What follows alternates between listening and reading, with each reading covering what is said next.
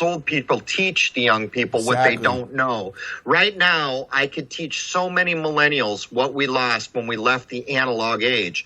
But the millennials have been taught that the older people are just old and you stick them in a warehouse somewhere. They don't have anything to teach me. The real truth is, I have so much to teach you, it would make your head spin with what we gave up coming into the digital age. But dude, how about this for, and then I'll let you go, but how about this for a weird theory?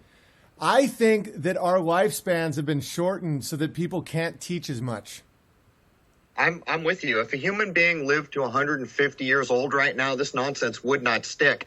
Because once you start getting up into your 50s and 60s, you take off the glasses and you still see, if you're not busy being mesmerized by all the nonsense that surrounds us. So it's a true thing. The older you get, the wiser you get. And every 10 years that goes by, I look back at myself and say, man, why did that idiot 10 years ago not understand all that I do now? Exactly. And so you finally get to a point where you don't get too proud about what you know now, because you know in 10 years you'll be looking back at your dumb self, wondering how it was that you were so clueless. But there it is, this expectation that all men will die at 74 and most women a few years later. Nonsense. Who made that up?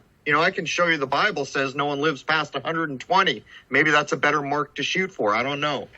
Yeah, man. I know, because there's whole blue zones, and it's not one thing or another. I really believe it's a paradigm shift, and it's not consuming a lot of these things that are making us sick. I think our natural lifespan is closer to 120, 150. I know I sound crazy, but it's like, think of all that you can do with that extra time with teaching young people that gets stunted. 10 years ago, I thought Jewish banking was the best thing that ever happened to anybody.